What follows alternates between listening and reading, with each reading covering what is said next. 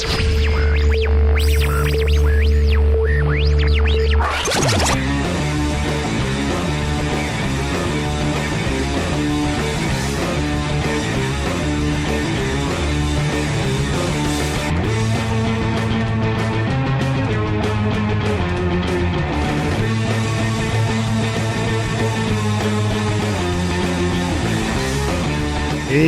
folks, yes, I know I'm an hour early, big deal. Who knows? I may go 2 hours. I mean, who knows? But anyway, hey, how you doing? This is Reverend Wayne S. Pierce for the Wayne S. Pierce Show. How are you? Awesome. Cool. Lots of things going on. Want to email me? You can. freeamericaradio@usa.com. freeamericaradio@usa.com. Jeez, I got my afternoon coffee. It's Monday. What better way to start it off, right? How about going to the Wayne S. Pierce Show Facebook page? You're going to see a lot of stuff over there. I may, you may hear some of this repeated at 4 o'clock on the Views Express. First of all, from personalliberty.com, working class America less stable as labor job market shrinks. Working class America less stable as labor jobs market shrinks. I wonder why.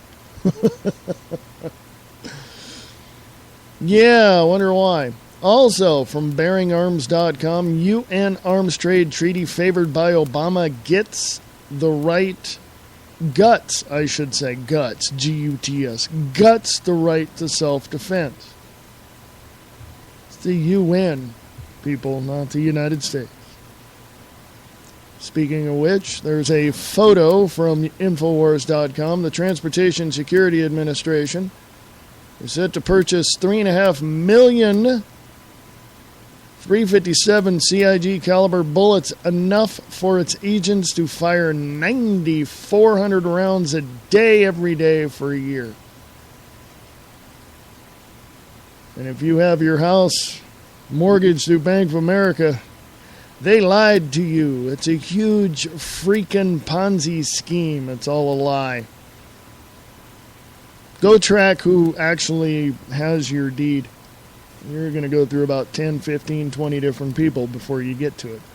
And you'll find out it's buried somewhere. Yeah. So are school loans. School loans are nothing but a fraud. Well, how are people going to get through school? Don't depend on the government. Hell, years ago, I remember people working themselves through college. They'd take enough courses. I mean, it'd take, instead of 2 years, 4 years, it would take 4, 8 years, that kind of time. But they would work their way through college. A friend of my mom's, who actually I was in elementary school, and this woman was an administrator. She, at the age of 45, took 10 or 12 years, finally got her degree in basic, just education, and AA in education. She wanted it, she did it. What about that big billboard some of you people seen several years ago about a 95-year-old woman who graduated university? Huh? Hello? Not too late.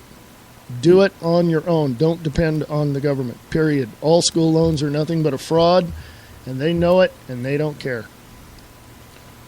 Infowars.com, Jim Rogers, U.S. debt is much bigger than they declared. Communists in Congress? Just count them.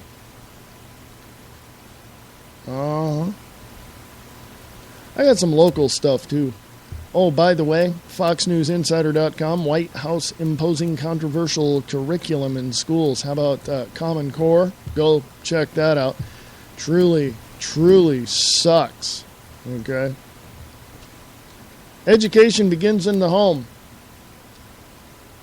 That's where it begins. And if your school is not teaching the basics and teaching this other stuff and allowing, Islam to be, promoted throughout the school, guess what? take your kid out of the school, period. It's easy to homeschool. I mean, hell, there's organizations around that'll help you put together a homeschooling for your child. So, it's my network and I can do whatever I want because I'm not beholden to any sponsors or anything. So, I usually take a break about 5 after because some people don't show up till, 5 minutes before the show is over. So, I usually, they usually show up later. But anyway, hey, I'll be back. Late Night in the Midlands is an alternative media that covers the truth, theory, and fact that the lamestream media won't talk about. We cover everything from the known and the unknown, the normal and the paranormal, the government lies and the government ties, and even their thrive. We tell what's coming, what's going, whether it be politics or archaeologists. We have an amazing fan base, and our shows are all archived to be heard millions of times more. So tell your friends, your family, and anybody you care about LateNightInTheMidlands.com. Become a member and be informed.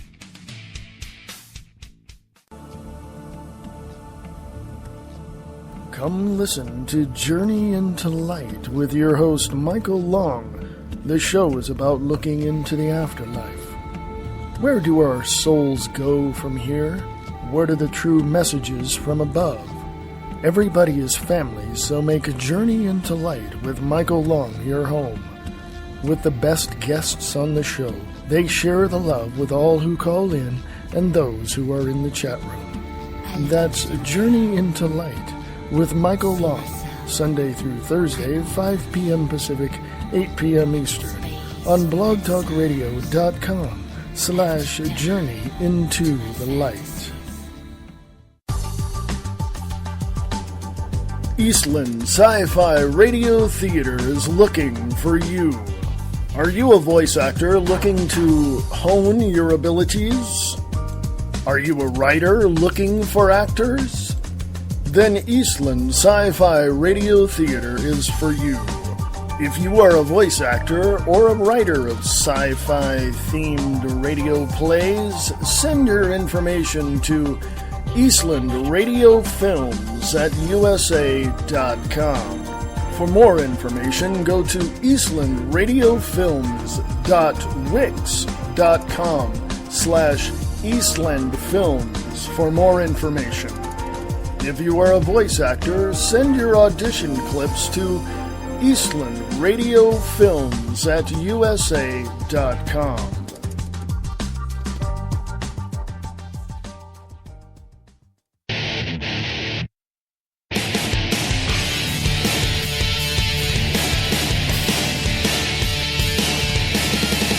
Hey, folks, how you doing? This is the Wayne S. Pierce Show. I am yours truly, Reverend Wayne S. Pierce. Yes, I'm a reverend. Yes, I can marry, bury, and baptize people, not necessarily in that order. But, yeah, you want to find out more? Go to ulchq.com. Email them. Ask them. They have answers. Anyway, onward and upward. We got a lot going on. First of all, go over the Spreaker side of things.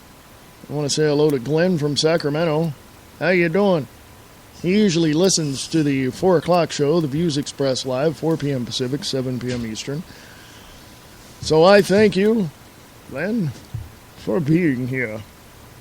Yes, anyway, go to the, if you're able to, go to the Wayne S. Pierce Show Facebook page.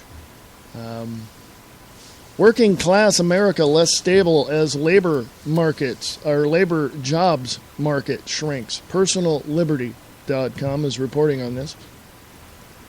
Kind of an interesting little tidbit of information that I'd like to share. As soon as the page decides it wants to do what it should be doing, it's not allowing me to do what it's supposed to do. So anyway, let me, oh, I see, because it's still trying to load. I hate that. Oh, God. PersonalLiberty.com. Working class America less stable as labor jobs market shrinks. August 19th. Today they posted it. Ben Bullard over there. Thank you, Ben. If you're among the Americans who bypassed college in favor of a traditional manufacturing or other skilled labor job, you're part of a shrinking post-World War II middle-class workforce that continues to face dissemination and destabilization as a once healthy jobs market gives way to low-wage service sector. Oh, and part-time, by the way. A joint study conducted by the University of Virginia and Harvard University reveals that the decline of America's manufacturing workforce has far-reaching societal and cultural ramifications, and that the typical American dream, which revolves around nuclear families, lifelong marital relationships, and raising children, hot dog, apple pies, and baseball, and that kind of thing, isn't a tenable way of living for many who've been affected. The word duh comes to mind. In the study titled Intimate Inequalities, Love and Work in the Post-Industrial Landscape, researchers found that marriage in particular has become linked with a stable and secure middle-class existence, and if someone is still trying to work his way upward toward the middle class, his economic circumstances typically aren't amenable with the expense and commitment that stable family life requires. Quote, marriage is becoming a distinctive social institution making middle-class status, unquote, said Sarah Corse, a Virginia associate professor of sociology and the study's lead author. Quote, working class people with insecure work and few resources, little stability, and no ability to plan for a foreseeable future become concerned with their own survival and often become unable to imagine being able to provide materially and emotionally for others. Insecure work changes people's non-work lives, unquote. The study also finds an increasing gap between the material success and stability of today's non-college educated workforce and those who seek the kind of full-time unionized job that powered America's middle-class strength from the 40s through the 80s. Those who hold college degrees tend to find more stable, better-paying jobs. That, in turn, allows for a measure of freedom to marry and raise children. Quote, middle and upper middle-class people, as a result, express high expectations for their marriage, centering on self-fulfillment, deeply engaged parenting by both parents, and psycho-emotional awareness. They also, quote-unquote, insure themselves against marital complacency, conflict, and disillusion through private marital and emotional, quote-unquote, investments, the study states.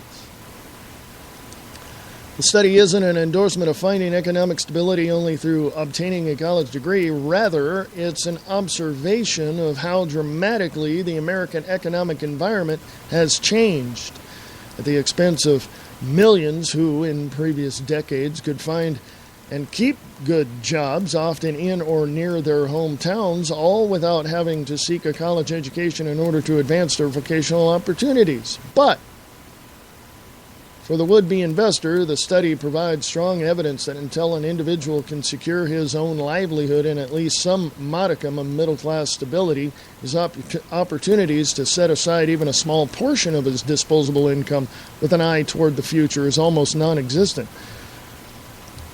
Let me break that down for you. If you're broke, you can't make it. I mean, pretty much. If you are in a dead-end job and you are scrimping and saving pennies, nickels, and whatever dollars you can come up with to pay your bills every month, you ain't getting out of that poor state of being. You're going to work your life to death in that. Well, consider the situation in reality, which is part-time jobs are more plentiful than full-time jobs. Thank you, Obamacare. And now companies are saying, well, we can't hire you full-time, but we'll give you 30 hours a week. Well, what they're not telling you is that Obama just literally just went, well, 30 hours a week is now full-time. Now, on top of that, thank you, Obamacare, you are now going to be fined. They're going to fine you if you don't have insurance, regardless of whether or not you're on unemployment and are really, scraping the bottom and trying to, live. Oh, hell no. They're gonna fine you. What kind of crap is that? What kind of bull crap is that? I remember 25 years ago, and I was working. And I remember, scrimping and saving and paying whatever I could, and trying to live. The more happy people are with in their leisure time, and the more happy they are, or the more things they do extracurricularly that make them happy, do you know it is, studies have found this to be true, that you become a better worker. Combine that with companies that give their employees, treat their employees well, pay them well, and they're there and they're working in a very good, healthy environment. Did you know that those people succeed more in that type of job? Did you know that people who have multiple jobs, in other words, they quit one and get hired someplace, over a 10 or 15-year period of time, or even a 20-year period of time, if they have multiple jobs, like, work 3 years here, 2 years there, 5 years here, whatever, did you know they make better entrepreneurs because they know, the roads to go? They know what they're doing? Did you know that? Yeah, it's all open source. You just go out there and find it. Did you know that people who are living in depressed areas who work themselves into a pretty good, in work environment, did you know that they'll leave that city, wherever they're at, and go be successful someplace else because they know how bad it is in that particular area they were at? It's all out there. I mean, it's all on record. You can go look at this. Now, the thing is that when you start your own business, which I'm putting all of the things together at this point to do so, all my experiences throughout kitchen and middle management and everything. I mean, just, interpersonal relationships, customer service, guest service, all of that's going to work to my advantage. Why? Because it all taught me a lesson. It all taught me how to deal with certain things. People that own their own business, ask them. Go, if you know someone with their own business right now, go ask them, how many jobs, quote unquote, have you had after you graduated high school and before you started your own business? You're going to see anywhere between 5 to at least 10 jobs. At least 5, at the most, probably 10 or 12 in a short period of time. I think the longest anybody has ever been with a company anymore in the last 20 years has been 5 years, 5 to 7 years on average. Go look, the numbers are out there. Go look them up. My dad drove truck, took care of me and my brother and my mother for over 30 years driving truck. My mom worked in the school district for over, I don't know what it was, 10 years, 15 years, something like that. So yeah, you're never going to have a job they're going to keep you for 30 years. Never. It's never going to happen anymore. Not in this economic debacle that we have at this point. Hey, you want to go to the Spreaker side of things and say hello to the one and only, the man with the face for radio, Mr. BK from Just BK. Yes, Just BK. The best way to find him is go to radiokahuna.com. Just go to radiokahuna.com. You'll see a little graphic there. It says BK. That's his show. Click on it. There you go. So anyway, he says under Obamacare, government will be able to search your house, even look for guns. Can we say Gestapo? Can you say duh?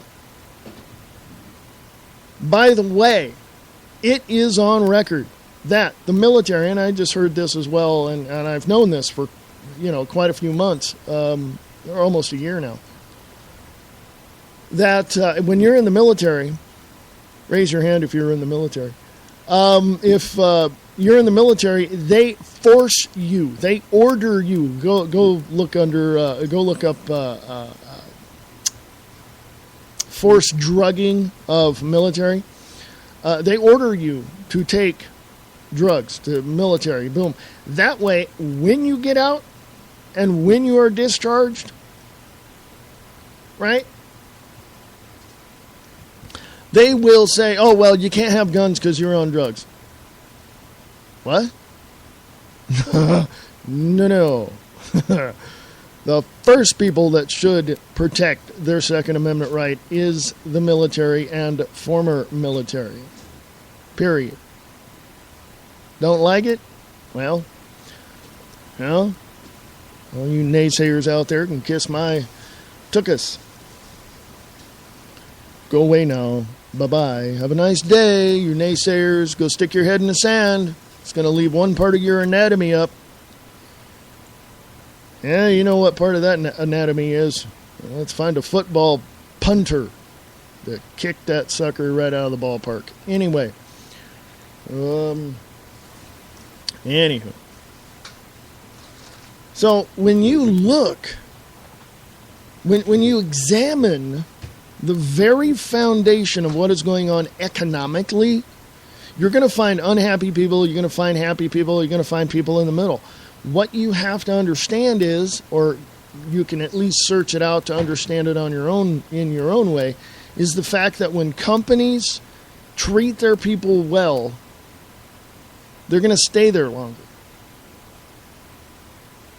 On an average, about 10, maybe 15 years. On average. But when you treat them like crap, when you pay them less than, what's, I was going to say minimum wage, but when you pay them minimum wage and just above and, whatever, and you don't treat them well and you screw up their schedules every day, every week and all this, excuse me. Whew, coffee. When you do all that, they're going to get pissed off and they're going to look at you and say, hey, wait a minute, what the hell are you doing? I need a dedicated weekly schedule with, permanent times, and I can't work, 5 to 10 over here and then the next day or, day or two later working 11 to 6. I can't do that. No. You have to make it, certain times, that's just way. Because people want stability. And that's why workers go to work. That's why, you and I have worked and we do stuff. Because we want stability. And when a company cannot bring you that, cannot within themselves be stable, that's going to reflect on how that company is managed, number one. And then that's going to be reflected onto you somehow. Well, I can't pay you for 40 hours a week. I got to drop you to 32. I can't pay you $12 an hour. I got to cut your pay to 10 and take a day off. You'll be fine. While they're sitting there making $50,000 to $120,000 a year, just them alone, the owner of the business. I don't know too many people that make that much, but I'm just throwing a number out there to give you an example. I live in the biggest little city in the world, Reno, Nevada. And we have casinos around here. Casinos are, we don't make a whole lot of money. Really?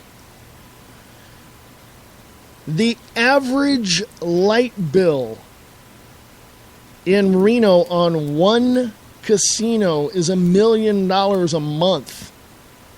Just about. Okay. They don't make they don't make a whole lot of money. That's bull crap. Dealers and everybody else that start out at the bottom make minimum wage. Here in Nevada, it's $8.25. If they do not offer you a health package, it's $7.55 if they do. I don't know why the difference, but that's just the way it is.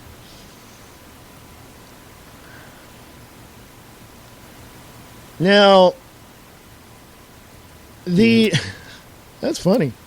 I was just looking at the Spreaker chat. It's funny, Brian. I like that. Anyway, if we go into our bosses and say, hey, I have a way to help you, succeed, look a little better, whatever it may be, they're not going to listen to you. But hypothetically speaking, if you were to do that and your boss said, well, hey, I want to hear what you have to say, we'll talk about this. That is a company that I would rather work for than a boss that says, no, you're here and I pay you and you do what I tell you to blah, blah, blah. A boss's attitude will be reflected by his employees. Oh, and here's another little tidbit of information. Did you know that a company you work for, depending whether or not, probably depending on the company itself, did you know that companies that you work for will tell you to work, number one, off the clock and represent their company? What? Yeah. When you talk to your boss, your supervisor, whatever, whoever it is, and they say, and I've heard this to me, they told me personally, Circus Reno here in Reno, told me that when you leave here, you represent our company. So, don't talk bad about our company. Don't say, that's bullcrap. Number one, when I clock out of work and I go home, I'm on my time. And I got a First Amendment right to say whatever I want to say. And if I say that the company sucks, I'm going to say it. And if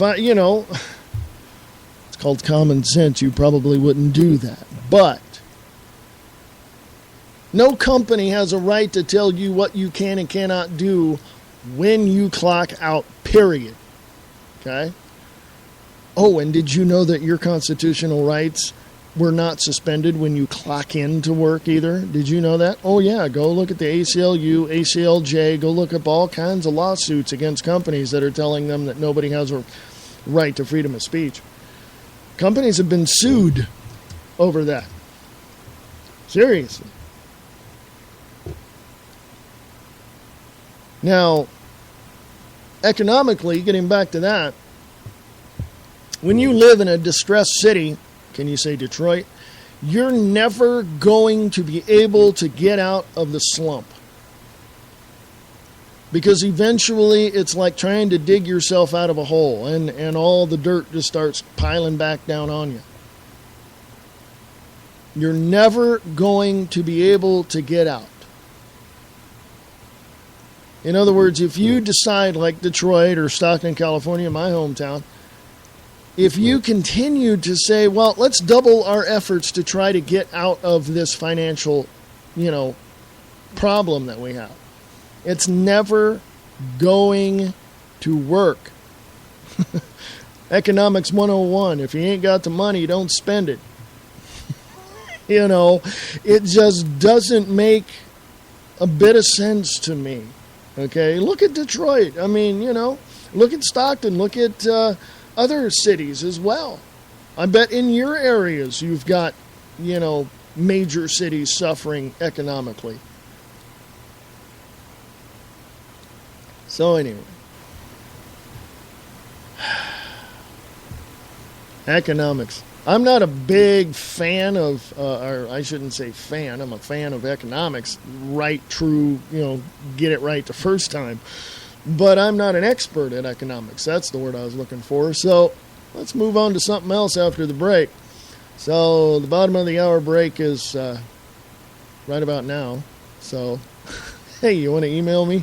Go to the Wayne S. Pierce Show Facebook page. Go to the WayneSPierceShow.weebly.com, and you can email me at freeamericaradio@usa.com. freeamericaradio@usa.com. I'll be right back.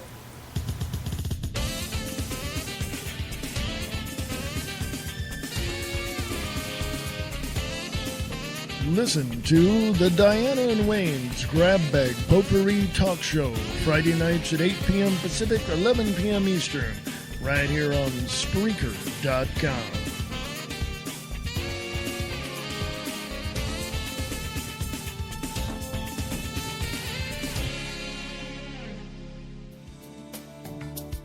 America Matters.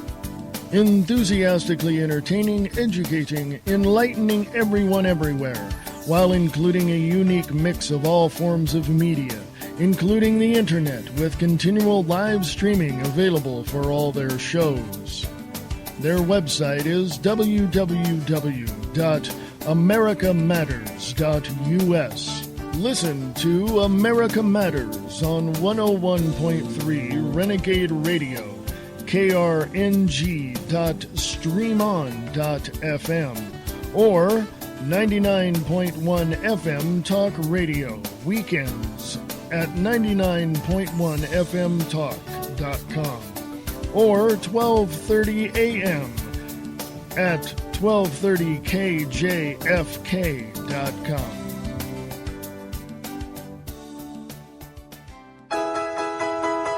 What are you doing on Sunday evenings? Well, you ought to be listening to The Unnamed Show with Reverend Wayne S. Pierce and Reverend Laura Smith Clemens. The Unnamed Show, airing every Sunday at 7 p.m. Pacific, 10 p.m. Eastern.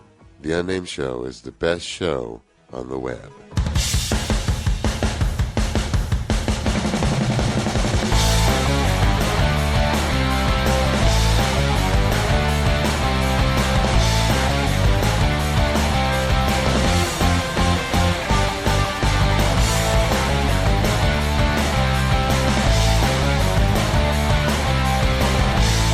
Hey there! Welcome back. This is the Wayne S. Pierce Show. I'm yours truly, Wayne S. Pierce. Yes, it is the 19th of August, 2013. I forgot to mention that at the top of the hour. How y'all doing today? It's Monday. I know you woke up, you looked in the mirror and went, oh my God, it's Monday. It sucks. Anyway. The Wayne S. Pierce Show.weebly.com.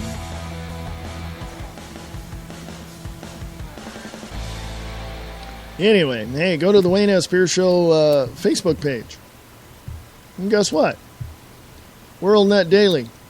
Communists in Congress? Just count them. Jerome Corsi wrote this one. New York. New Zealander Trevor Loudon has just published an encyclopedic new 689-page volume, quote, The Enemies Within, Communist, Socialist, and Progressives in the U.S. Congress, unquote, to accompany his 668-page 2011 book, quote, Barack Obama and the Enemies Within, unquote. In both volumes, Loudon has proved himself to be among the foremost experts in the world investigating and reporting the penetration of communists, socialists, and the current group of quote-unquote progressives affiliated with the Democratic Party politics who portray themselves as liberals.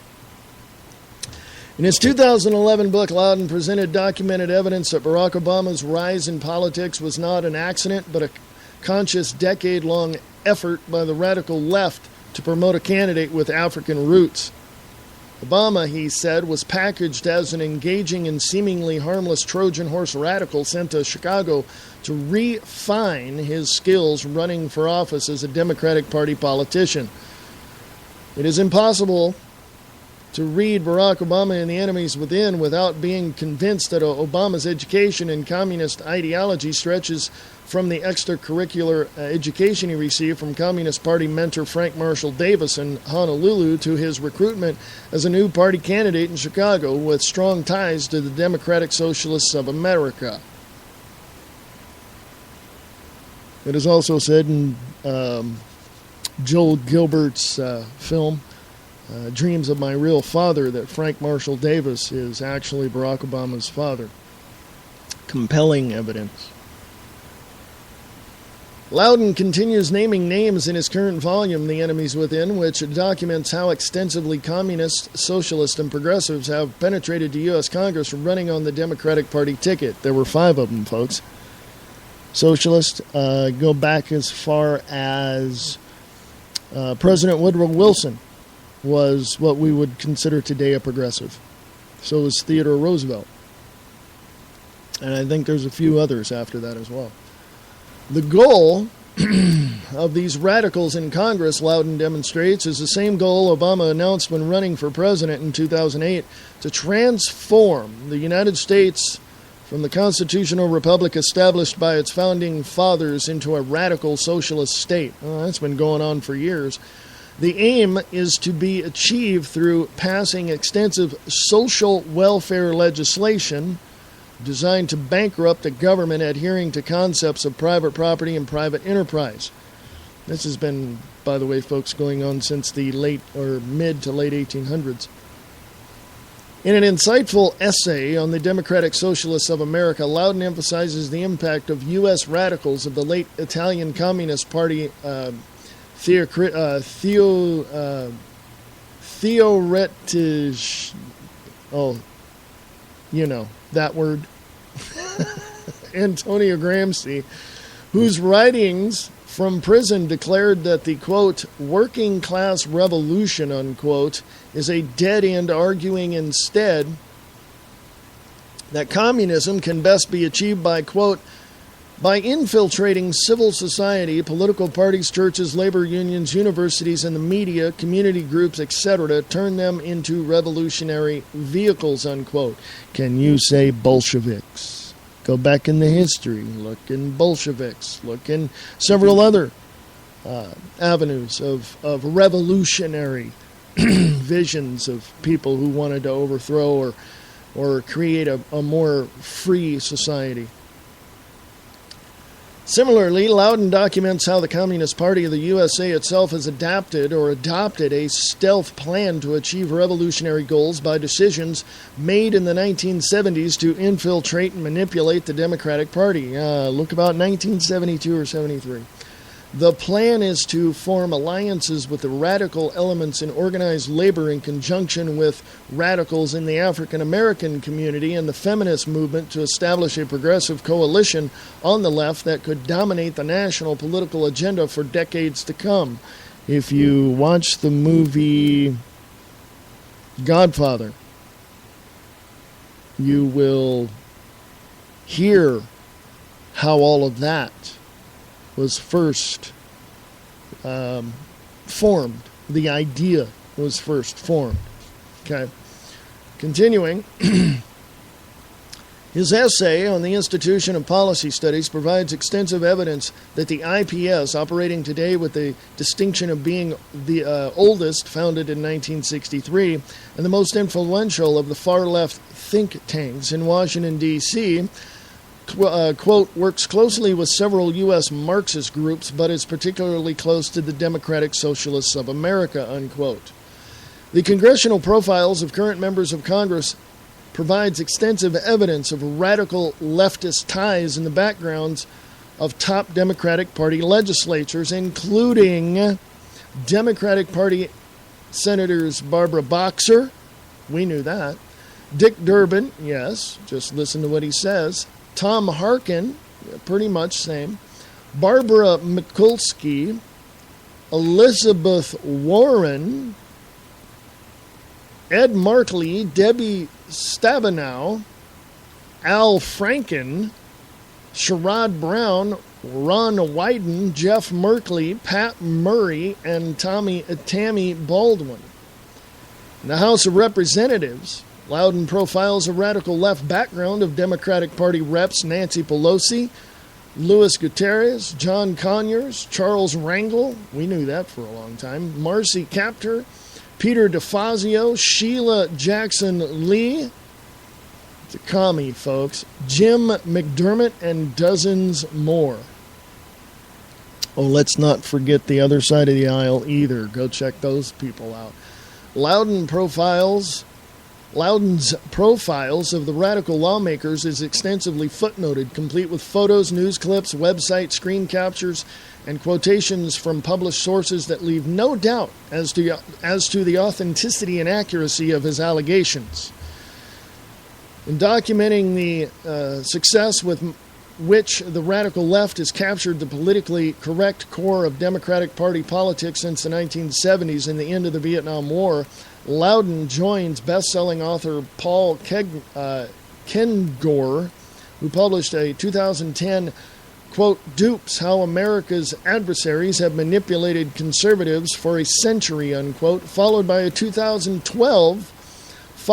2012 by, quote, the communists, Frank Marshall Davis, the untold story of Barack Obama's mentor, unquote.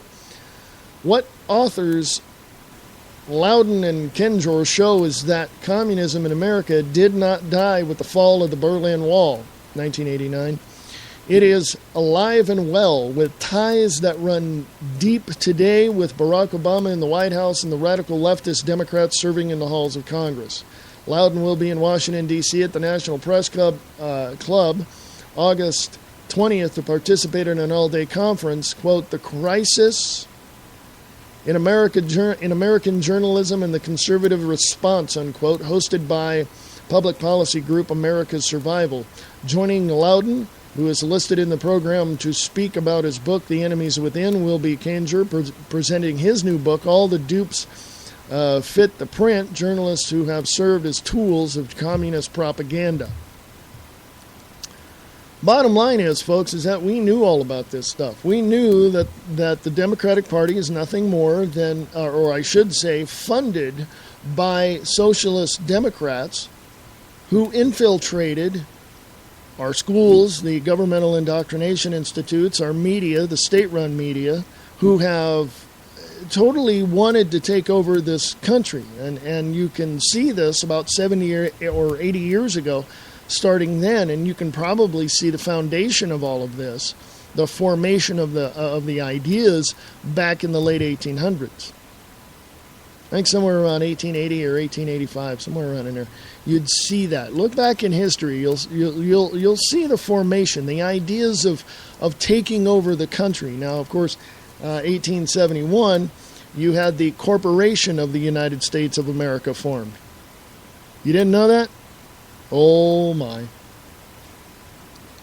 Yeah.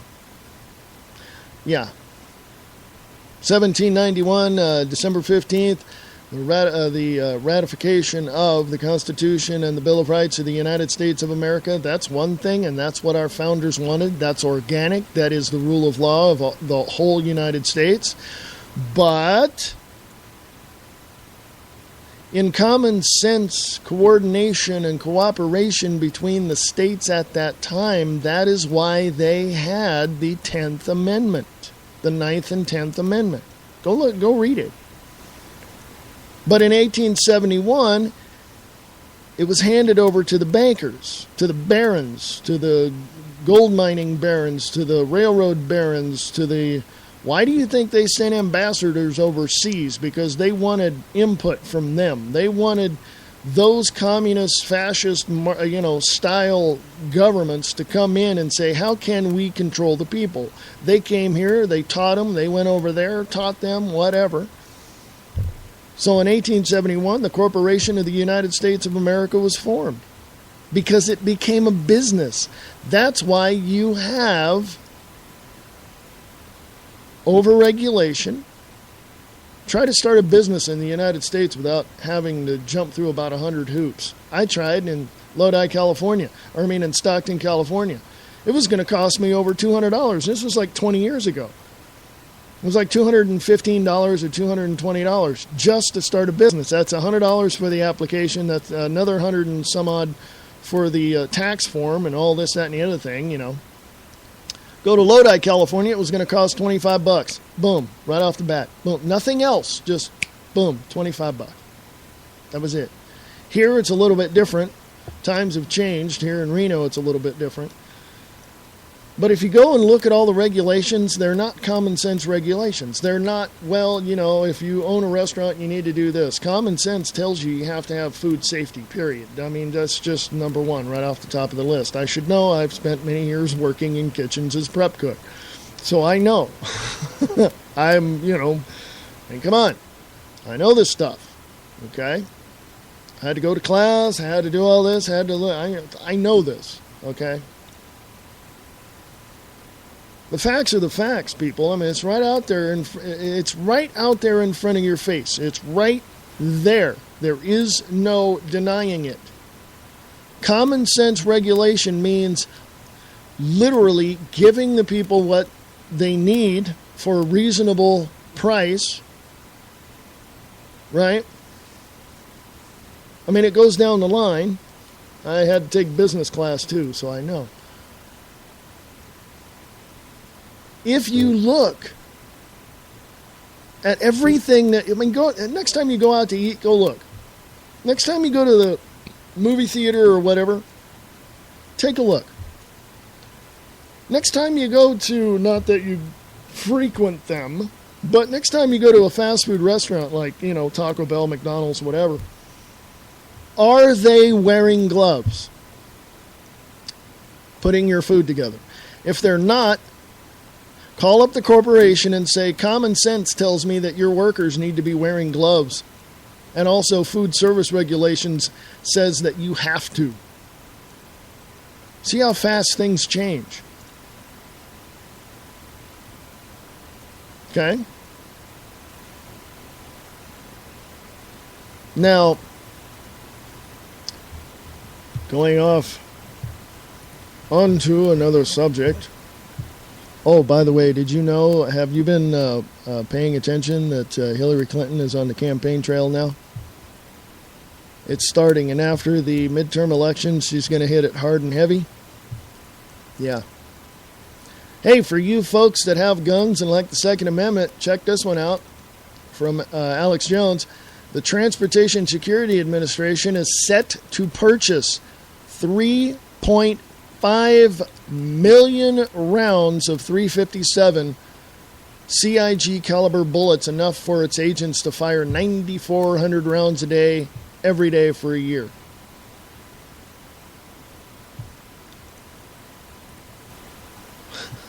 I mean, seriously, folks. What the hell is going on? No, well, they need practice. They need to practice. No, they don't. Not with that much ammunition.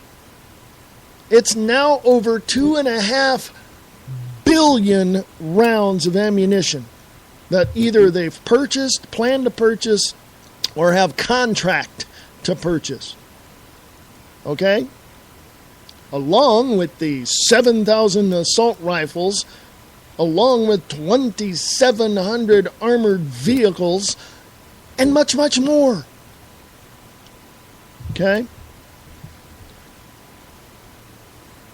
Going to BearingArms.com. U.S. Arms Trade Treaty favored by Obama guts the right to self-defense.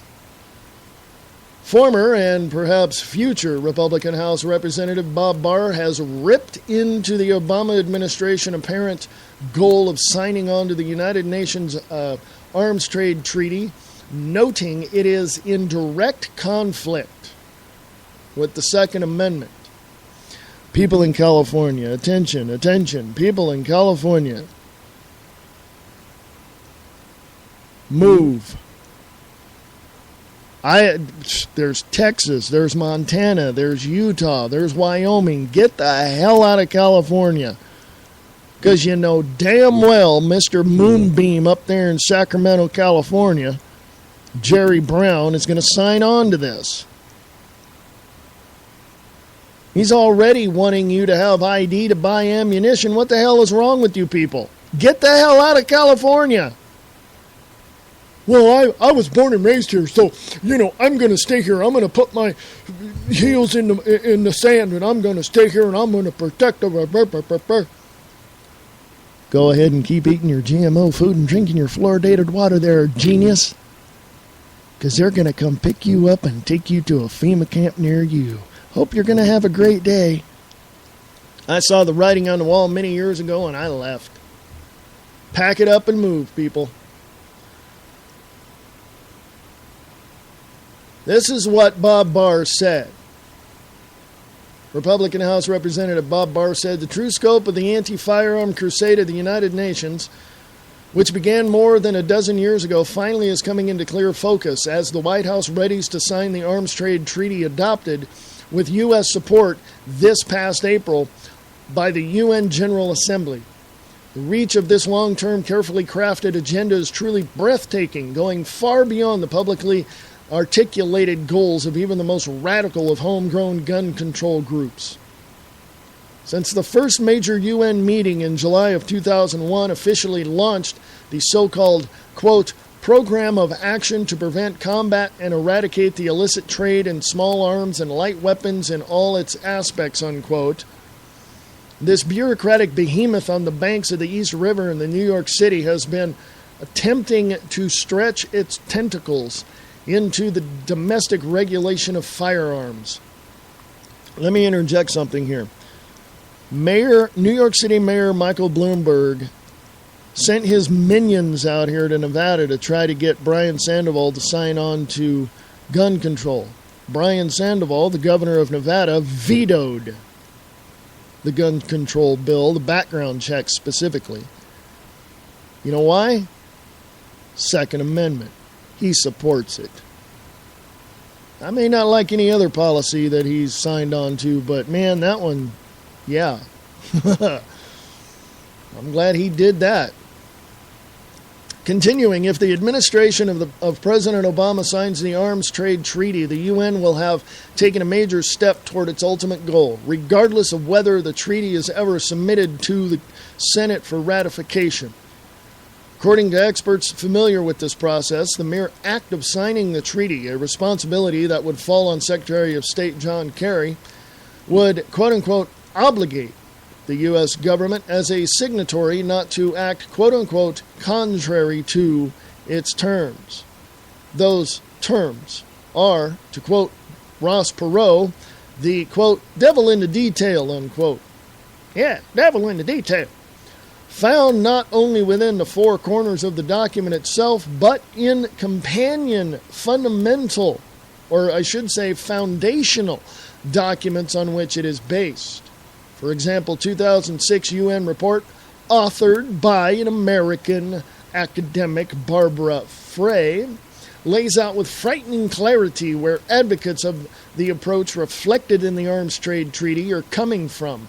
According to this Eurocentric worldview, there is no, quote, right, unquote, to self-defense, and the national government is obligated to restrict civilian ownership of firearms, including determining which citizens properly, quote, unquote, understand firearms and might therefore be permitted to possess them, unquote. Republican House Representative Bob Barr said that. Continuing, would such a treaty have any teeth in the United States?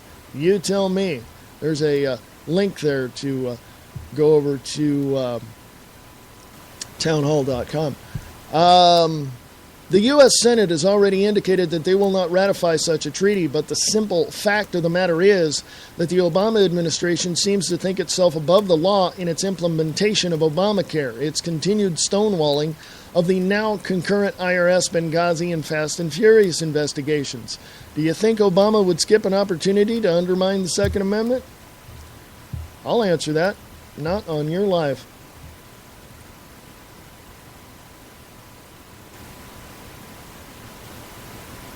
Yep. Going to the Spreaker chat, I want to clarify or even verify what Glenn from Sacramento has said. He says, ID and yearly background check to buy ammo. That is true. People, it's time for you to either stand on the Constitution of the United States of America and not the Constitution of California, but the Constitution that our founding fathers fought, died, bled for, and went broke for your freedoms. It's time for you to stand on that. It's time for you to say enough's enough, and it's time to tell Mr. Brown up in Sacramento, get the hell out. Either stand on the federal Constitution of the United States of America or buy a one-way ticket out to a communist country, because that's where you belong, Mr. Jerry Brown. Your father was worthless too. Now get the hell out. Can you tell I'm a little fired up? I don't like somebody coming along and tell me what I can't and cannot can and cannot have. I don't like somebody coming along and telling me what I can and cannot do. Excuse me. You don't pay me every 2 weeks. You sure as hell don't have a right to tell me what to do, Mr. Obama. Oh, you're racist. No, I'm not. I got friends from every race, creed, and religion that you can think of. So try another one there, jackwad. Doesn't take Sherlock Holmes to figure out how corrupt this system is. And it's time we, the people, you and I, my listeners, to stand up and say that's enough. I challenge you right now, and I want pictures for this. I want you to send them to me because you're going to show some support, and I'm going to support you by showing this on the website. Take a picture of you holding up, going to the governor's mansion, to the Capitol, wherever you're at, as close as you can get, the mayor's office. I don't care where you go, but hold up the Constitution of the United States of America. I don't care if you got a sign in your hand saying read this or whatever. Hold it up and send me a picture, and I'll plaster that sucker all over the place. You can too. Make it go viral. I'm planning on doing a little short video, probably nothing more than about 5 minutes, with all kinds of pictures and like a collage of people doing this, standing up for the Constitution, standing up for what's right, standing up for the freedom and liberty of this country in honor of our founding fathers. They weren't perfect, and neither are we. This country is not perfect. We've had our fair share of bullcrap, and this is bullcrap. We have gotten over it before. We can get over this again. Oh, we need to kick Obama out of office. Yeah, but some other stupid puppet's going to come in there. And guess what? It's not about him. He's not controlling this. It's the people like the Rockefellers, the Ford Foundation, the Council on Foreign Relations, the Trilateral Commission, the Bilderberg Group. Go look at those folks. You want to cut the head off the snake, you go and cut that head off right there.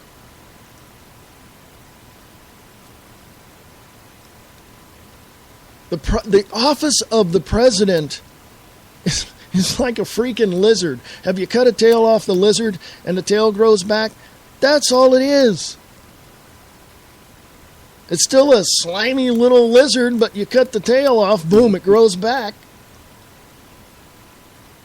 The office of the president also has been disrespected.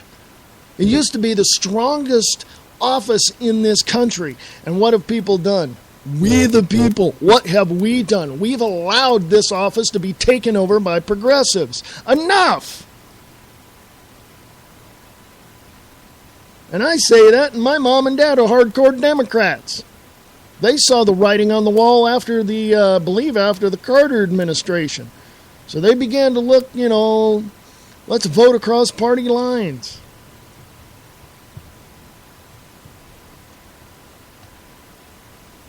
Bottom line is, folks, is we have to stand up for this country. How do you think your great-grandparents would feel? How do you think your grandparents would feel? Have you ever had anybody in your family in the military? How do you think they would feel if you dishonored their service to this country? Oh, but who am I? Oh, I don't want to get out there and get arrested. Oh. Don't be a whining bitch and get out there and start being active.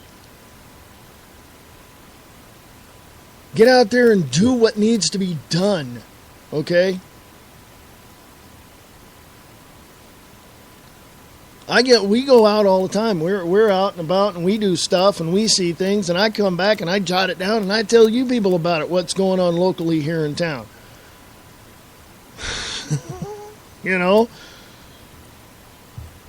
The fact of the matter is that we have to do what we have to do. We have to do what we have to do.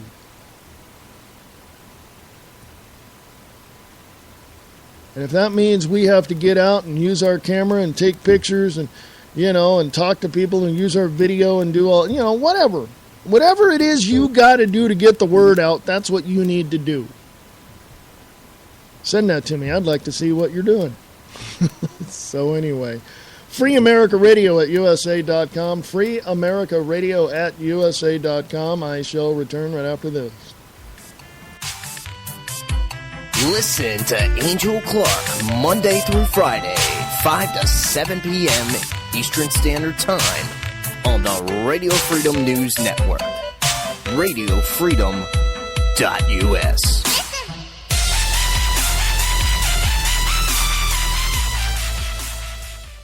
It's time to take our republic back, folks. Brian Bonner, the Uncooperative Radio Show host, will tell you how. Join us for the ride of your life. Using humor and the facts, we will expose the news that the mainstream media refuses to report. The Constitution is a solution, and we can prove it. Listen in and find out what it means to be an uncooperative citizen of these United States. You can find our show at uncooperativerradio.com, and we are rebroadcast on redstatetalkradio.com. What's on your mind? Chances are it's on their mind, too. Check out Diana and Wayne's Grab Bag Potpourri Talk Show. Friday evenings at 8 p.m. Pacific, 11 p.m. Eastern. Only on Spreaker.com. For the best Southern, classic, and new rock, along with kicking country and R&B, check out Wildcat Radio for the Friday night party. The fun begins at 8 Eastern, 7 Central, with local, state, and national news from the Alabama News Network at the top and bottom of every hour. It's Wildcat Radio's Friday Night Party, a division of the Vulcan Internet Broadcast Company. No elitist drivel, no media spin. Logic over emotion, fact over fiction. The home of independent conservative thought. The Conservative Voice with your host, Jeff Wagner, only on the Conservative Radio Network. War is peace. Freedom is slavery. Ignorance is strength. That is from 1984 by George Orwell. Do you really want to know what's going on? Come listen to The Views Express, Monday through Friday, 4 p.m. Pacific, 7 p.m. Eastern, only on the Liberty and Freedom Network. Samo Radio, playing music for free so you can listen longer. Samo. It's the 5 o'clock drive with Samo. Monday through Friday, 5 p.m. till 7 p.m. Eastern Standard Time. What's on your mind? Chances are it's on their mind too. Check out Diana and Wayne's Grab Bag Potpourri Talk Show. Friday evenings at 8 p.m. Pacific, 11 p.m. Eastern. Only on Spreaker.com.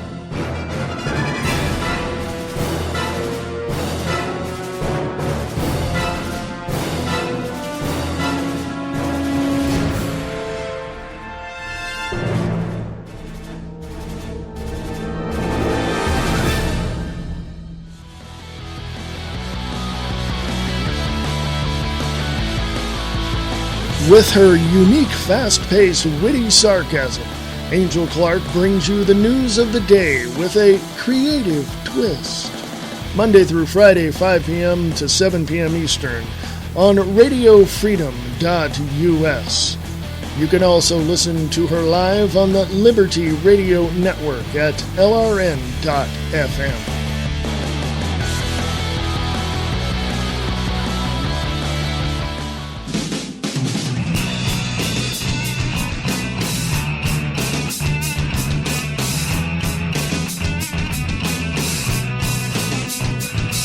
Get your morning started with the Morning Brew on 92.6 The Blitz.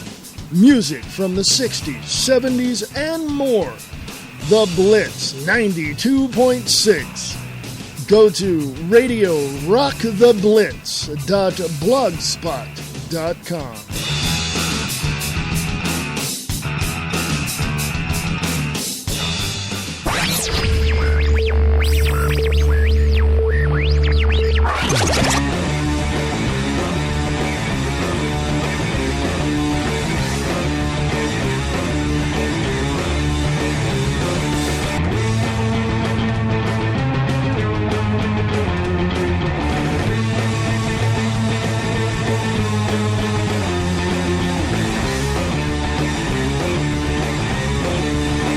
Hey folks, this is the Wayne S. Pierce Show, and it's yours truly, Reverend Wayne S. Pierce. How are ya for this 19th of August, 2013?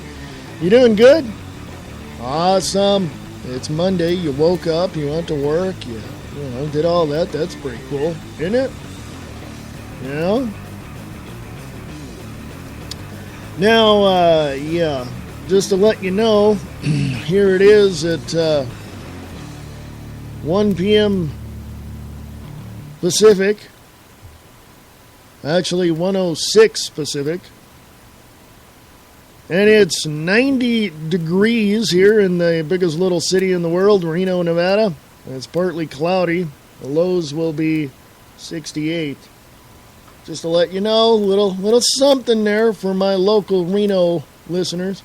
A little something. Going to be thunderstorms, I guess. It's kind of weird. Weather was great over the over the weekend. I don't know. Yeah, it says here's going to be thunderstorms. Is going to be it's going to be a mess later. But hey, I'm glad you're here. You can email me at freeamericaradio@usa.com, freeamericaradio@usa.com. You can also come join me on the Views Express live today at 4 p.m. Pacific, 7 p.m. Eastern. And we'll talk more about this stuff. I usually have an hour show. I figured I'd go 2 hours today because there's a whole bunch of stuff I want to share.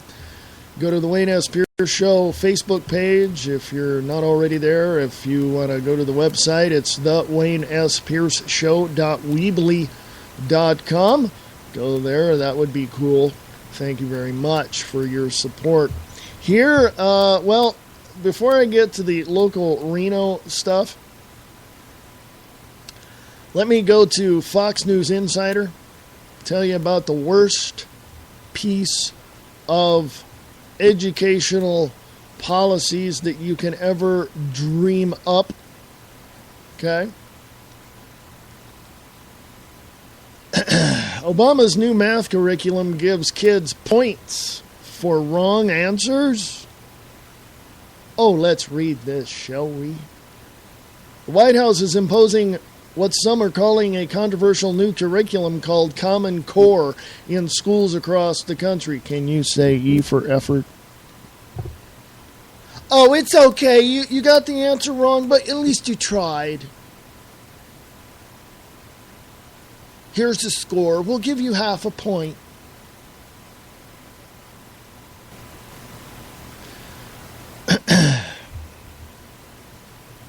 In a YouTube video, a curriculum coordinator in Chicago explains how through this new program, students can actually get the answer wrong but still receive full credit. So much for the half a point. She said even if they said 3 times 4 was 11, if they were able to explain their reasoning and explain how they came up with their answer, really in words or an oral explanation, but they just got the final answer wrong, we're really more focused on how. Anna, however you pronounce her name, she's one of those, asked whether this is a continuation of the wussification of America. Quote, this is not going to work in the real world if this child becomes a doctor and decides to operate on the wrong knee. I'm done, folks. I've said it before and I'll say it again. I'm done with stupid people. I've said it before and I'll say it again. We have governmental indoctrination institutes instead of schools, period, end of sentence. Schools in California are the worst. Their scores are way down. You know, when I was in high school, and I remember my particular English class,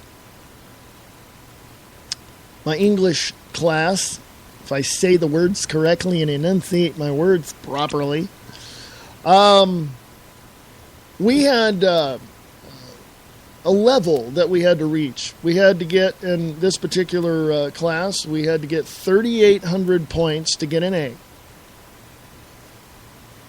So I did my work, and it was required that we did 3 book reports. It was a writing class, creative writing, as well as science fiction class, that type of thing. So it was all, in that type of, curriculum, creative writing. So I had to do 3 book reports, write 2 stories, and do 1 essay. Okay? I did 1 book report and wrote stories the rest of the time I was in that class. I got 3,950 points. I exceeded everybody else in the class because I knew I could. I wasn't going to sit there and, just go along to get along. No. I exceeded it. Here's the problem with today's students. They don't want to exceed. They don't want to look at the limitations that are put on them and exceed. They don't give a crap about anything else except texting their friends and saying, "Oh, look at that guy, isn't he so good?" Or look at that girl, she's hot, this kind of thing. Or, "Oh, did you hear what happened?" And that's all they care about. These governmental indoctrination institutes are not educational institutes. They're social gatherings for, ne'er-do-wells. Okay? Now, let me say this. I know that there are some students in those governmental indoctrination institutes that want to learn, that want to excel. But look at the percentage. From I'll tell you, I graduated in 1980. So you look from 1990 on up to right now, the past 23 years. Or 13 years, excuse me. I don't know. Shit. I have a bad day, folks. 2003 is 10 years, right? 2013 is 20, right? Is that right? Right? 20? Is that right? Okay. It sounded like Ross Perot. Here, look at this chart. Look here. Remember him?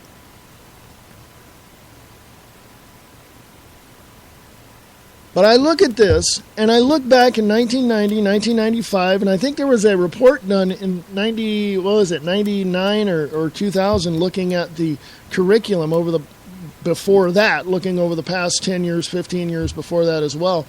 And I think some of the reports I've seen here recently say that the scores in our schools, the scores that the students get, or the levels for which they have to achieve, have been dropped.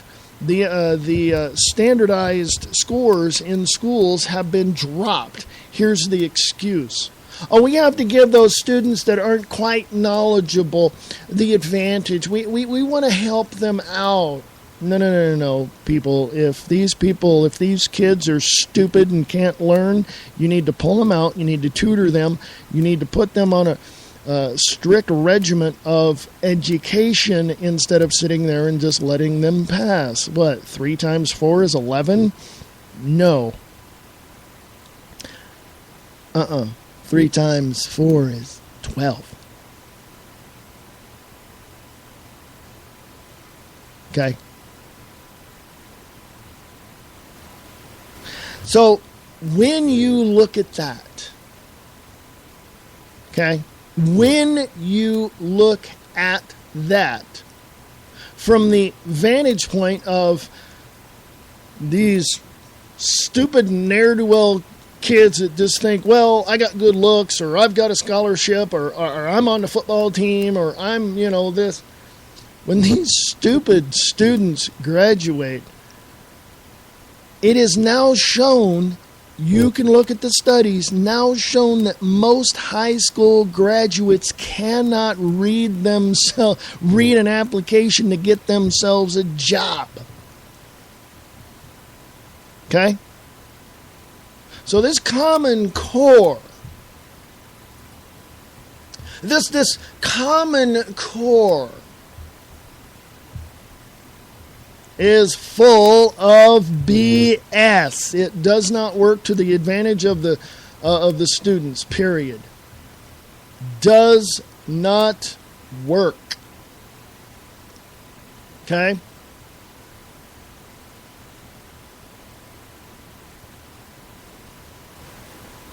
I can go in many directions. But I will say this. Parents, you are responsible for your children, not the school, not the government, no one else. You are. You are. If Jenny McCarthy can take away all the food, all the medication and all this, and her kid is now cured of autism, I think people have at least brains enough to follow her example and do the right thing. If a student is not making their grades, it is your responsibility to, number one, find out why, and number two, remedy the situation. And yes, I've said it before and I'll say it again. If you have to and it gets to the point, pull your kids out and homeschool them. Seriously. If it gets to that point where you cannot tell the school district, enough's enough, where it gets to that point where the school district is going to start threatening you, then that's when you need to do something. Oh, and by the way, I know I've seen this as well in my own life when I was living in California. I've known parents to go directly to the school principal with an attorney and say, here's my attorney, he's got a few things to say, and lay it out. I've seen the school either change so they won't get sued, or the parents have been accommodated with certain, in other words, the child doesn't go to a classroom full of other students. They go to another classroom with maybe 2 or 3 other students that have individual care. I've seen this. I've seen this myself. Okay? Whatever works to get your kid educated so they can live in the real world instead of this communistic dictatorship fantasy of Obama's, then you got to do what you got to do. That's just the way it is. Don't you know it's another mouth to feed in your house? Don't you know it's a child that came out of you? It's another part of you that needs to be educated. I'm just saying, it's your responsibility to help this kid out, right? It's not the government, it's not the school. It's you. When you wake up in the morning, can you look in the mirror and say, I'm doing really well. I'm doing really well with my kids. Can you say that?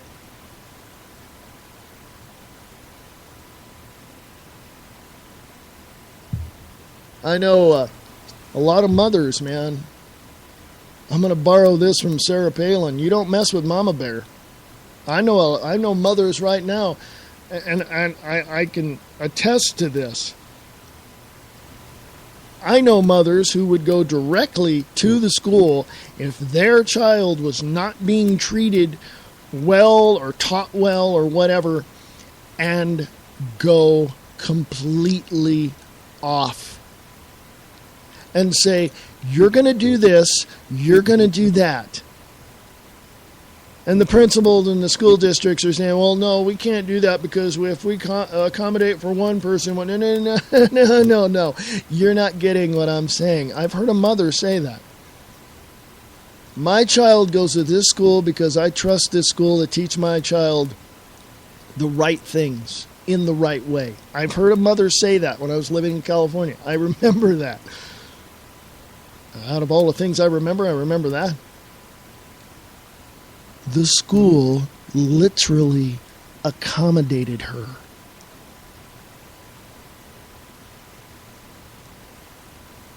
Now, there's the other side of that coin. I had a niece before she passed away who had Down syndrome that went to a regular school in special ed classes. Let me tell you something, this kid was brilliant. Brilliant. All right?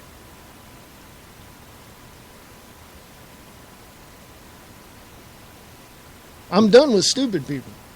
You want to treat your kids like you just want to hand them over to the school for 5 or 6 hours a day, you go right ahead and do that. But I have a great deal of respect for parents who stand up for their children, who do the right thing for their children, who make the right decisions that give their children the opportunities that they need to survive. We were in Walmart the other day. Yeah, we like to go to Walmart. We went to Walmart the other day, and there was a woman there with 4 kids. She was getting into the line, and she had to get stuff out of her purse. She had 4 kids. She had one in a like thing hanging on, hanging on the front of her, a little baby. She had 3 more. She had one in the cart, and she had 2 more hanging around. I'm just like, excuse me, I'm paying for that? Excuse me? What? No, wait. Oh, time out. I'm paying for that. Some people would say, what's the problem?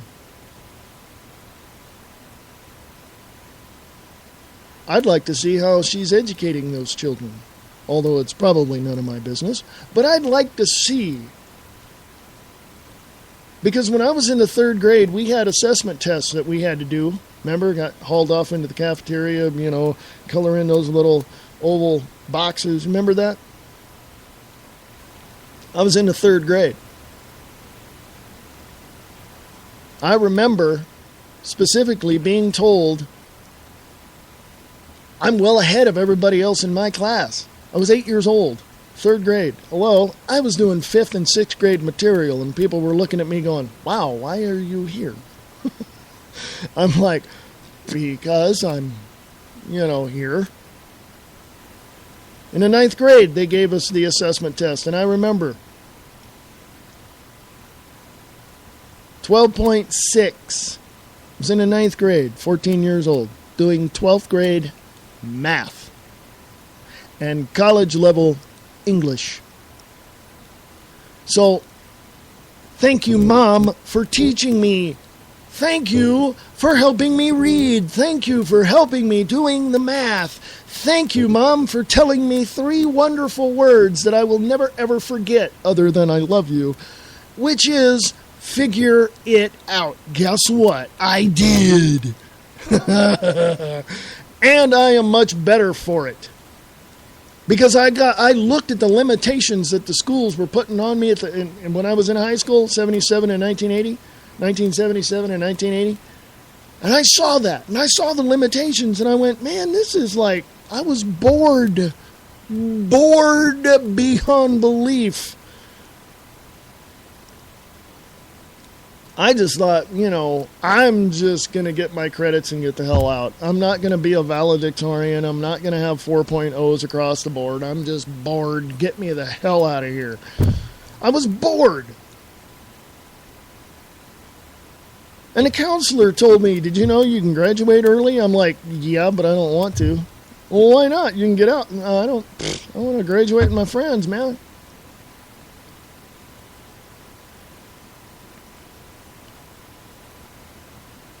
That is why I take the time to look at this stuff and examine it, look at it. Yes, I look at a headline and go, what?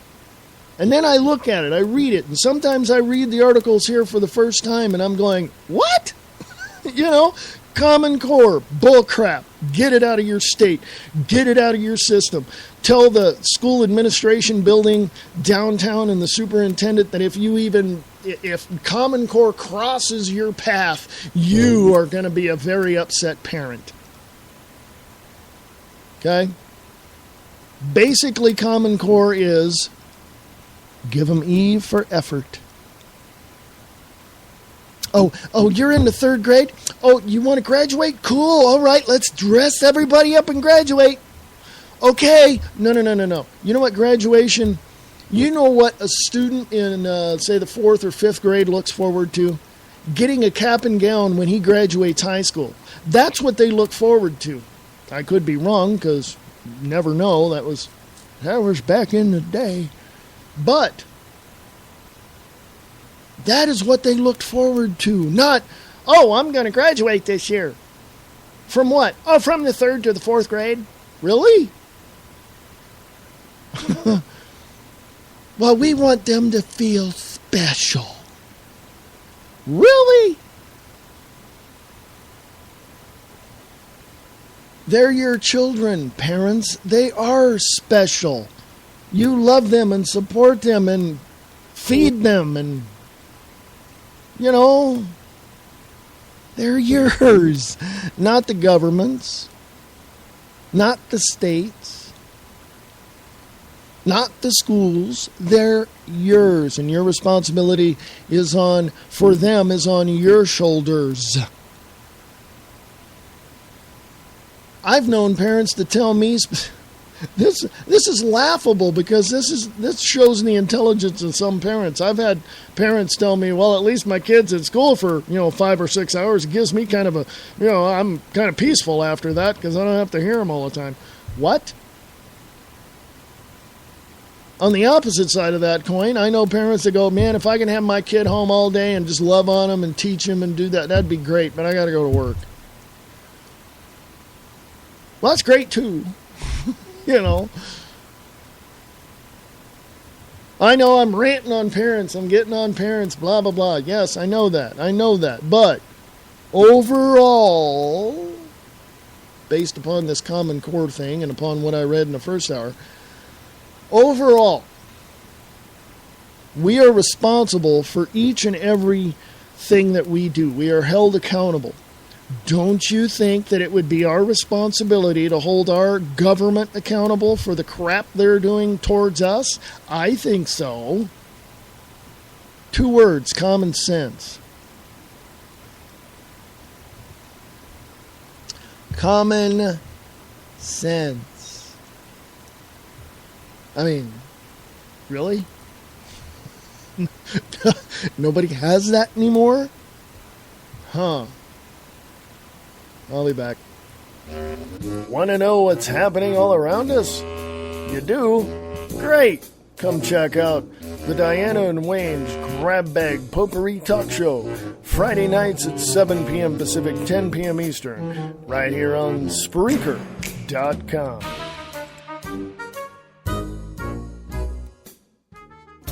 Forever Me by Thomas Amo. Hannah Richards isn't your typical 16-year-old at Wichita Falls High. Fashion, trends, cosmetic, and style are unimportant to her. An avid reader, guitar player, and classic movie and television buff, Hannah marches to the beat of her own drum. Visible only to her father, the town sheriff, and her 2 best friends, Lauren and Haley, Hannah lives a simple, unpampered life as an Eastie. After coming to the aid of Taylor Monroe, a popular member of the Stilettos at school, and a series of misunderstandings with her friends, Hannah is forced to reinvent herself. She quickly gets caught up in a life much different than the one she knows, where status, glamour, makeup, and appearance and acceptance become her masters. And what of the dark secret that haunts the streets of Wichita Falls? Can Hannah survive the lies, deceit, jealousy, and rage that are now waiting for her around every corner? Will she succumb to the pressures of popularity? Or will she be crushed under the heels of the Stilettos? High school is hard enough just being yourself, let alone trying to be someone you're not. Forever Me by Thomas Amo. Available on the Kindle at Amazon.com. Listen to DJ Russ on Rap More Than Words, with songs like the Black Eyed Peas' Don't Stop the Party. This is that original. This has no identical. You can't hack my digital. Future aboriginal. And Flo Rida, Let It Roll. Good time, go home. Come on, baby, let the good time go home. Come on, baby, let the good time go home. Come on, baby. And many more of your rap hits right here on Spreaker.com.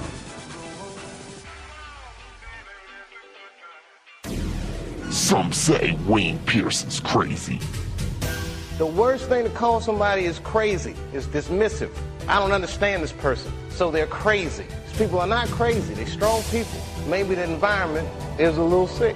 Don't take somebody else's word. Tune in and judge for yourself. The Views Expressed. 4 p.m. Pacific, 7 p.m. Eastern, Monday through Friday on Spreaker.com.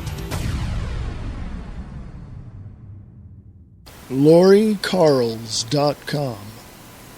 Lori Carls creates magical worlds filled with beautiful fairies, goddesses, wolves, witches, unicorns, mermaids, and dragons.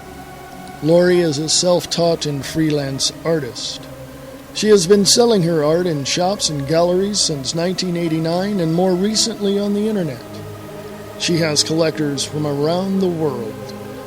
She has shown her work in several art shows and exhibits and has been published in various magazines and e-zines. She has also created art objects using a variety of mostly natural objects, usually found while hiking in the woods or along the beaches in her travels. Her work is also licensed with several companies that use her images on their products. You can find these links on her website at www.loricarls.com. That's www.lorikarels.com.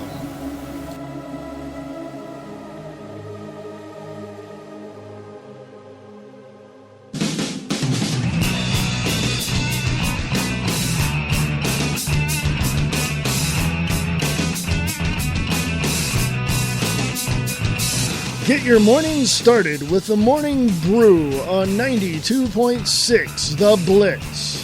Music from the 60s, 70s, and more.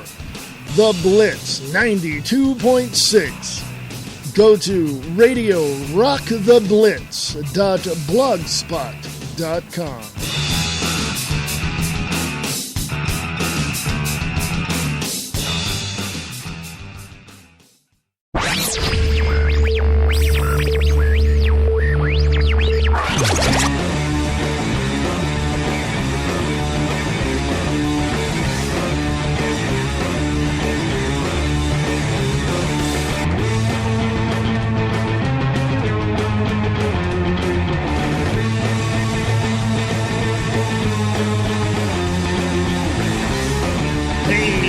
Welcome back. This is the Wayne S. Pierce Show. I am yours truly, Wayne S. Pierce.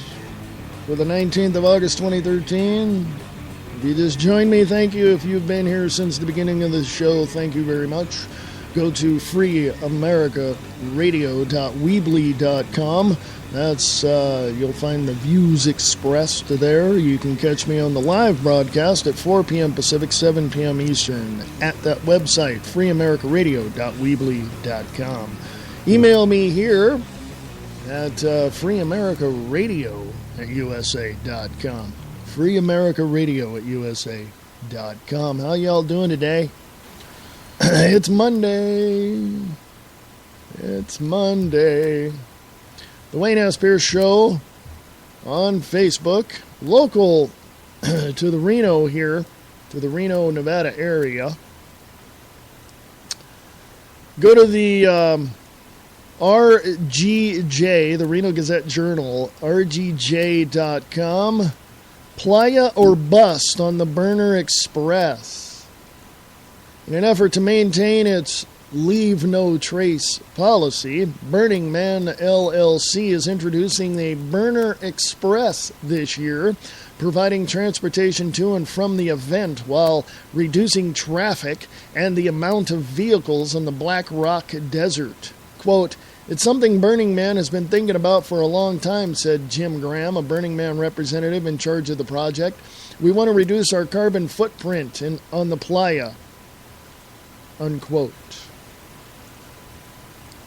The annual counterculture event draws about 60,000 people to the Black Rock Desert each year, with most of the main traffic going through Reno. The Burner Express will operate daily out of Reno and San Francisco, where its offices are headquartered. Quote, I know within the first 36 hours we had 175 reservations, unquote, Graham said at the end of July. From Reno, the bus will leave each day from August 24th to August 30th from Reno Tahoe International Airport.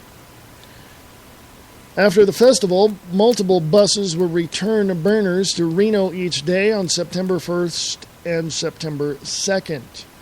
Tickets from Reno start at $60, according to BurnerExpress.com. Graham said Burning Man is first focusing on international burners who might otherwise rent cars or RVs to get to the playa or have no transportation. A big part of Burning Man is the equipment. A week in a desert that emphasizes quote-unquote radical self-reliance requires many things. Graham said 2 buses will be available for each group of burners. One bus is for those riding out, and the other is for oversized equipment such as bicycles and highly encouraged accessory in Black Rock City due to its size. Burning Man also will provide a special camping section for Burner Express riders who wish to utilize it. Quote, it is one thing to get someone in, but Black Rock City is huge, unquote, Graham said. Quote, we don't know how many will come out with a camp or have friends there to camp with, unquote.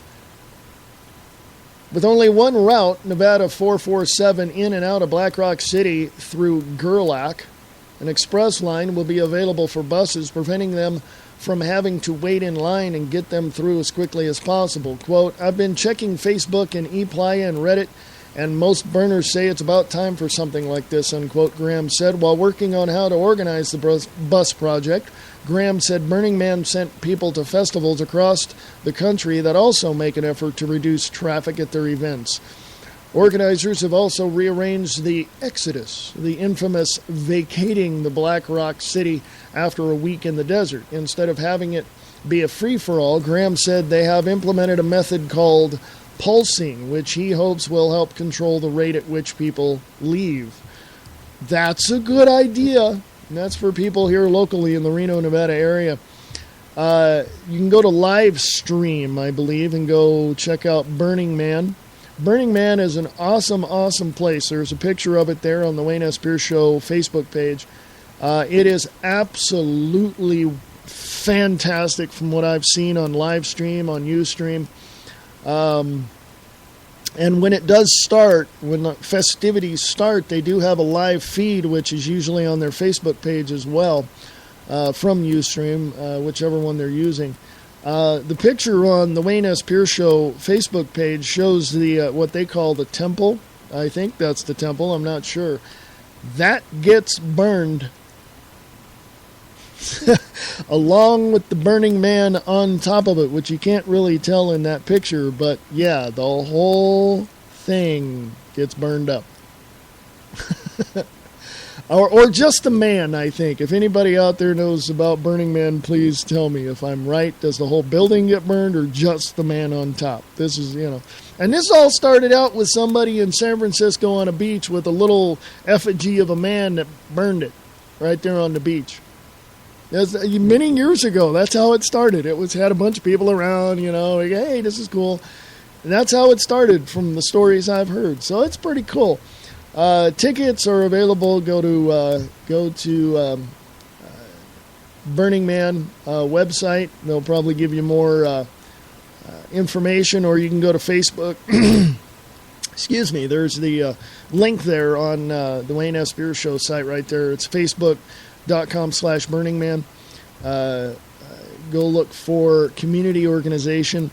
It's fantastic. You got to check it out. It's really, really, really fantastic.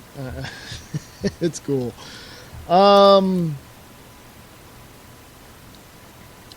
Yeah, I want to go back just for a minute before I go ahead and tell you about what Mr. Moonbeam, Jerry Brown, signed into law for transgender students.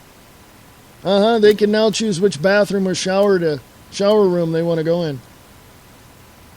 Okay, can you say frickin' insane? I'm just saying. From News Radio KLBJ, Congress split on cutting off aid to Egypt. What are your thoughts on this issue? And there's the article there from News Radio KLBJ.com. Check that out. Here's something else, folks. This is from our local news channel here in Reno, Colo 8, Kolo 8 News. President Obama's Affordable Health Care Act can be confusing to understand this morning. Now, when you look at their Facebook page, they've got comments about this article or about the Obamacare specifically. And I'm going to tell you right now, people don't like it.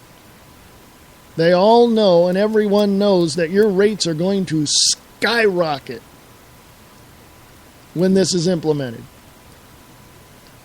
This morning, and it was discussed on their channel this morning, they'll be explaining the changes that are coming, what the insurance exchange is and how it works, and who will qualify for government subsidies. Do you have any questions about the changes? Ask them below. We'll be answering them at 6 a.m. hour. So at 6 a.m. this morning, you'll probably find the information on KOLO News Now Facebook page. You can probably check that out as well.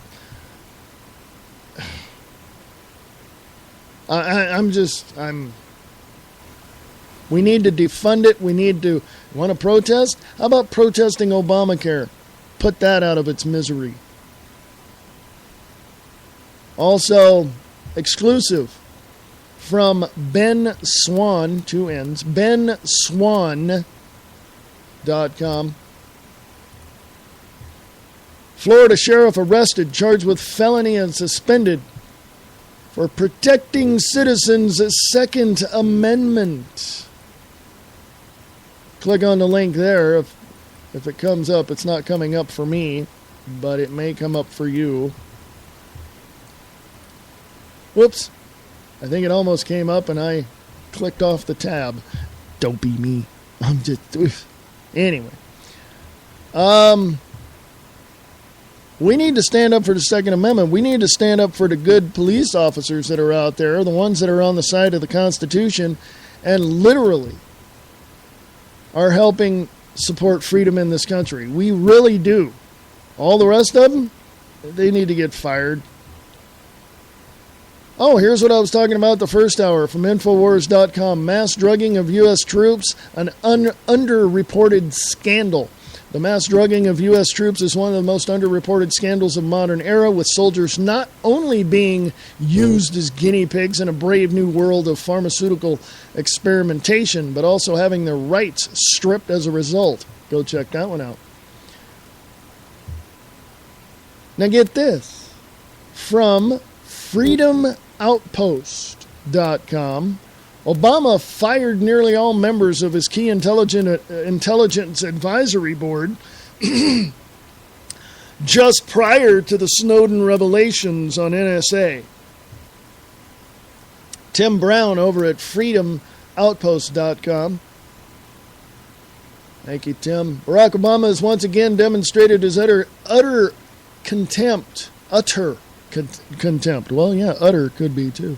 Barack Obama has once again demonstrated his utter contempt and disdain for the American people.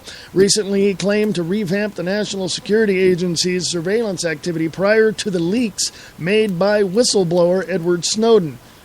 In reality, Obama was accelerating the spying and dismissing oversight and review.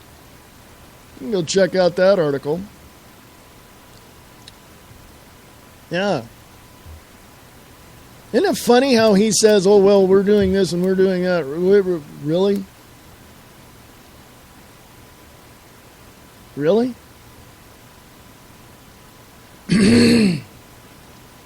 From Policy Mike, M-I-C, PolicyMike.com. Obamacare strikes. The Forever 21 cuts employees' hours. See?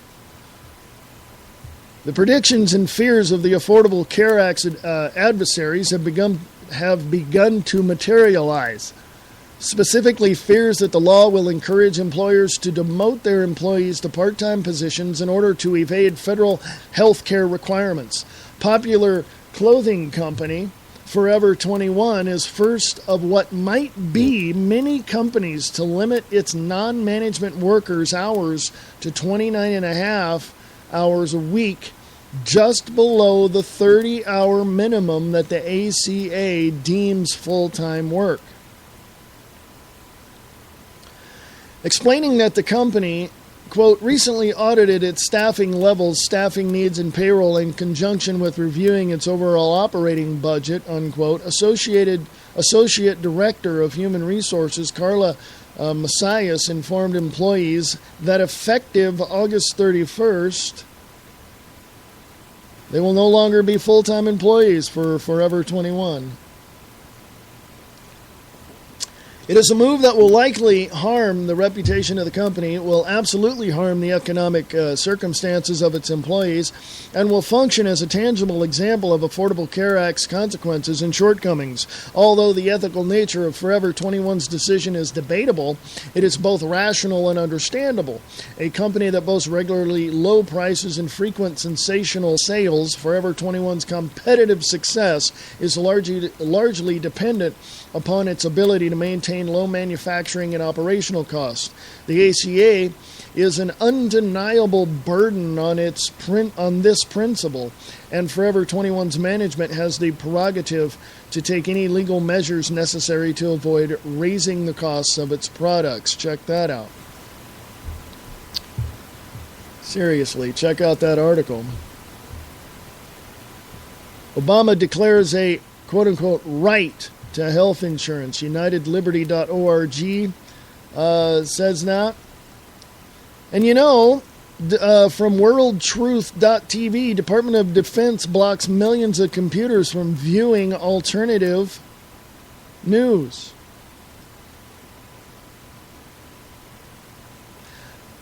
The Al Jazeera Network, Al Jazeera America, Al Jazeera bought Current TV from Al Gore. Guess what Al Jazeera America is asking its viewers to do ahead of its launch? Yeah, a letter writing campaign to get them into more than, well, they're already going to be in 48 million homes. They want to be in more. They want to dominate the news. They want to, it's not even news. Al Jazeera, RT, all of that, they're propaganda machines, period, end of sentence. CNN, Fox News, all your locals, they're all propaganda machines. That's just the way it is. Go look it up. Connect the dots. Follow the money. United Nations document shared on social media says civilian gun confiscation is in the works for the United States. Go check out that little piece of information if you'd like. BARR. The UN comes after America's guns. The National Rifle Association has that, and who better to know? Obama intent on forcing home inspections upon public. Downtrend.com has that one. Oh, you want some more information on Common Core? There's a video there. Paul Joseph Watson from Infowars.com, PrisonPlanet.com put this up. Common Core. Wrong answer. Wrong answers are fine. Just go check out that video. And of course, yesterday this was on controversialfiles.net. Muslim Brotherhood supporters attack Christian churches, burn all over Europe. And also from a sheepnomore.net. Did you know Prince Philip is a Nazi? Well, you do now. Prince Philip, there's a picture there of him at 16 in 1937 at the funeral of his elder sister, Cecile, flanked by relatives in SS and brown shirt uniforms. Nothing to see here. Move along now. Gmail users shouldn't expect email privacy. And also from American Conservative Triumph, the photo of Chaim Witz, better known as Gene Simmons from KISS, is Hebrew-born and proud of it. He says only idiots boycott Israel. There ain't no place like it on planet Earth. It's astonishing, and it's still here, stronger and prouder than ever. Yes, he was 7 years old when he and his mother moved to New York City.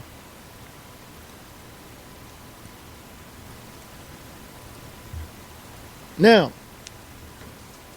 he also speaks like 4 different languages. I want to say this, and I'll make this perfectly clear. I find it incredibly odd that people cannot open their eyes and look around and see all this stuff. And if you are, thank you. You are one of the few, one of the many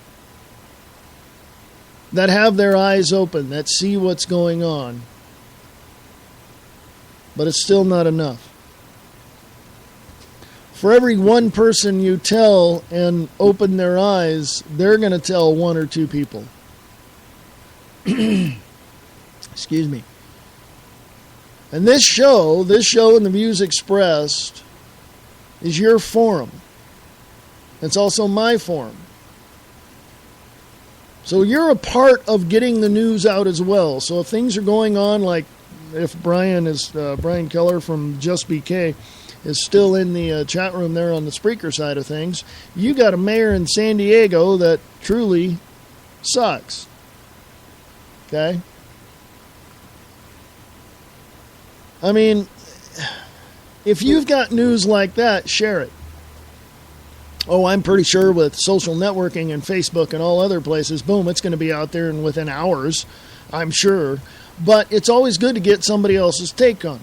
This is why there's so many did I say news? There's so many propaganda machines out there now, the state-run media, that they're trying to get different words out to try to confuse the issue, to make you believe one thing or throw your hands up in the air and go, screw it, you know. So if Glenn in Sacramento wants to send articles and stuff like that, or even post them up on his site as well, I'll just share them. That's fine. I'll take those articles and put them on the website. If people can make videos and send them to me and do reports, that'd be great too. Because I'm taking this to a whole new level. Excuse me. Free America Radio Network is just that. Yeah, I need sponsors for the websites. That keeps the website up and the show going. Of course I do. In my heart of hearts, I'm a capitalist. I got to take care of myself somehow. I got to take care of all the things that I do. In other words, all the information I got to search for. I got to, hey, come on. If you went out and mowed a neighbor's lawn, would you, or if you want to make a few extra bucks and you go out and mow some lawns or go do some painting or whatever, plumbing or electrical, whatever, you'd want a few bucks for that, wouldn't you? In your off time, wouldn't you? I mean, why not? Some people, and generally, here's how I am when I'm not doing this. I do stuff for people because I want to. Well, why don't you do that with your show? Why not just do it without sponsors? Because I want to go to the next level. I want to go to the next level. I want to make sure that the information gets out there. I want to make sure that every minute I can get the information from whatever source, that would be you if you want to send me your information, that the information is out there. Because as much as the New World Order and the state-run media is in your face shoving that crap down your throat, don't you want the truth? Don't you want the facts?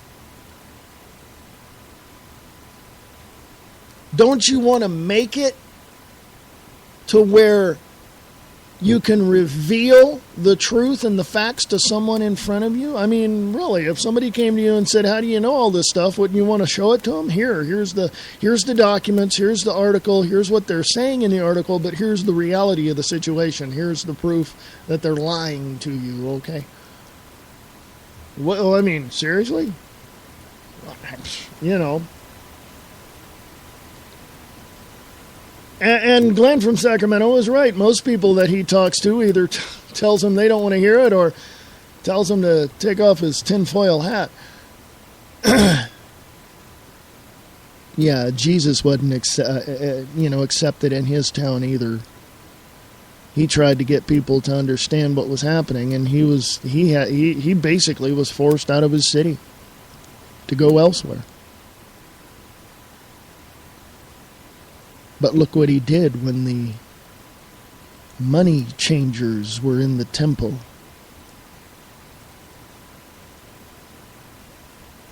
Okay?